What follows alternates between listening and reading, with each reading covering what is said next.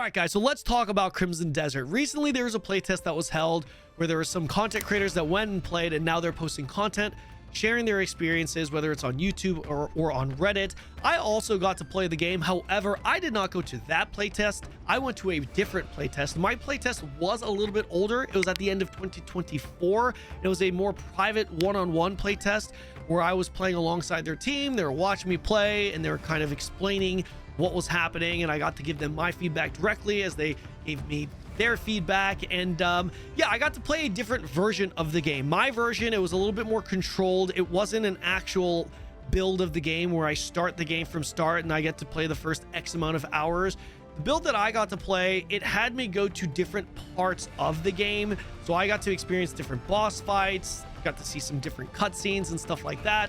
I'm not exactly sure what was experienced in the latest playtest, so I can only speak on mine. Also, because my experience with the game was on a older build, I got to play it at the end of 2024. Take everything I say in this video, I guess, with a grain of salt, because things can change. However, I still felt like it would be good for me to make this video.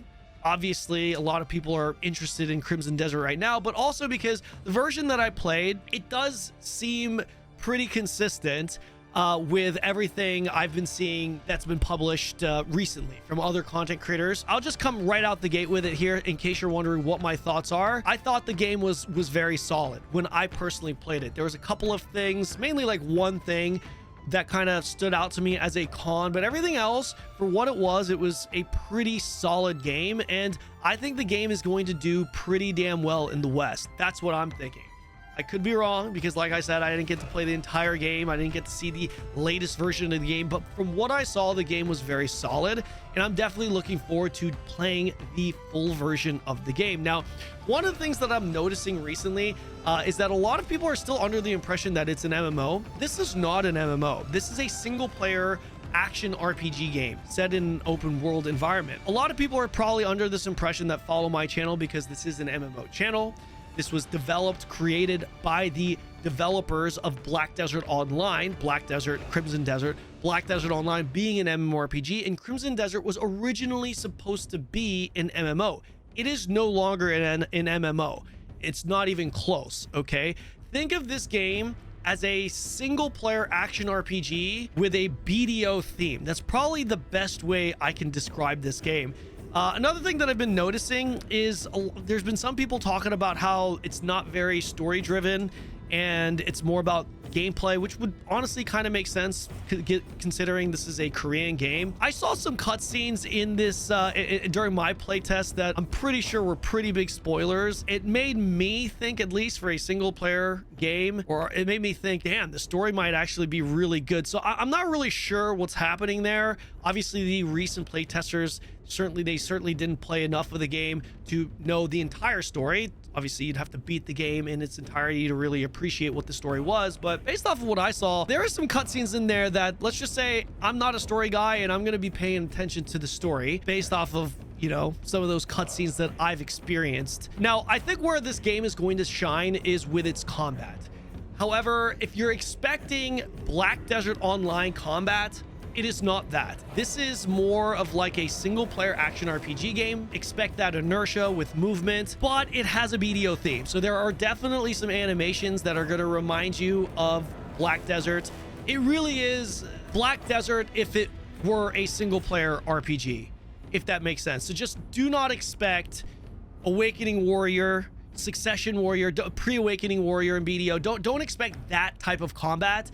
It's going to definitely feel heavier and weightier. Crimson Desert is, that is. But overall, all in all, I actually really did like the combat. It did take a little bit of getting used to. I did play on a controller, and I'm not a controller guy. I'm a mouse and keyboard guy.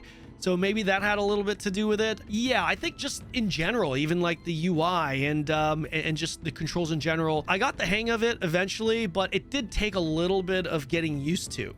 I don't know how it feels on the keyboard. However, the combat was very solid. However, I mentioned earlier in this video that there was one major standout con, and that was that some of these attacks in the combat and some areas of the combat was overly flashy to the point where it was actually really hard to see what was going on in darker environments. Like when it was dark, you would see all these sparks and flashes, and it became very difficult to see. It looked really cool, but it started to kind of clutter a bit.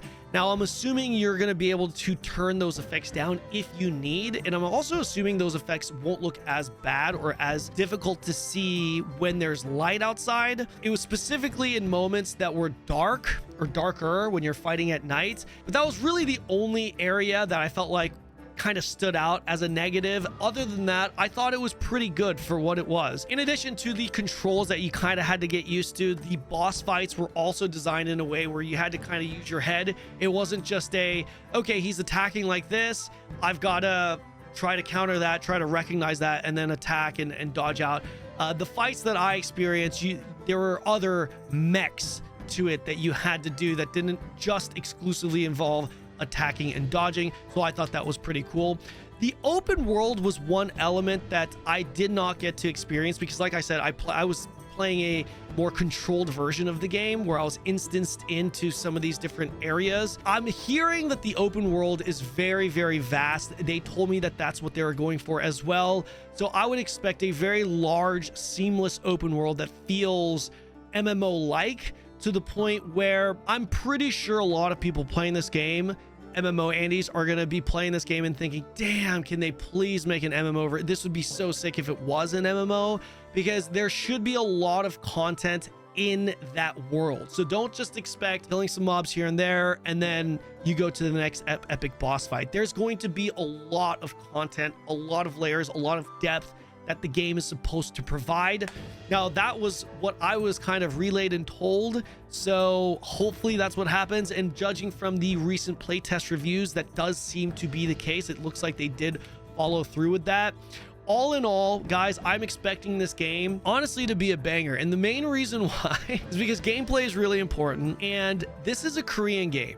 Okay, now not that all Korean games are great, but we don't really see very many Korean single player action RPG games, right? They're mainly Western games or even Chinese games recently. I actually can't think of the last Korean open world action RPG that has come out. Out of all the Korean developers, Pearl Abyss is a company that really stands out when it comes to quality gameplay. I mean, you look at Black Desert Online, how polished that game is.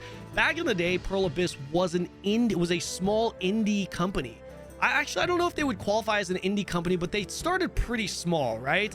And that company ended up being what it is today, mainly because of their product Black Desert, which is well known from its gameplay, from its combat. And that game, what was especially impressive about Black Desert was that the game was developed in like under 5 years. It was like this 4 to 5 years for an MMORPG to deliver that type of gameplay was extremely impressive. I don't know of any other game development company that was able to put out a product, specifically gameplay, combat, to the level of a Black Desert within 5 years. It just very, very impressive. That was an MMO. Crimson Desert has had now 7 to 8 years of development, and it's a single player RPG. So I'm honestly expecting a lot higher quality. I feel like the bar has risen. If they have the ability to put out that quality of a game with BDO, MMORPG within 4 to 5 years, I am very excited to see what kind of product they're going to be able to put out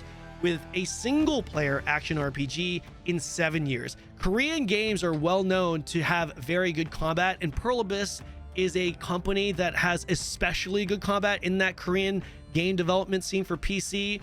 So again, I'm really excited to see what kind of product they put out, and based off of my experience with the game earlier at the end of 2024, the game was very solid. So yeah, I'm pretty freaking stoked about playing this game. Let's be real here. Pay to win is what really plagues the Korean RPGs, and this is a single player game. I mean, how pay to win could this be? Obviously, the box price is pretty expensive. If I was a gambling man, I would gamble that this game is going to be a banger. Obviously pretty expensive, but I think it's going to be well received in the West. So yeah, those are my thoughts. Let me know your thoughts in the comment section below. Don't forget to like and subscribe, and I will be streaming this game obviously on Twitch daily, so come drop by. That is my main platform. See you guys in the next video.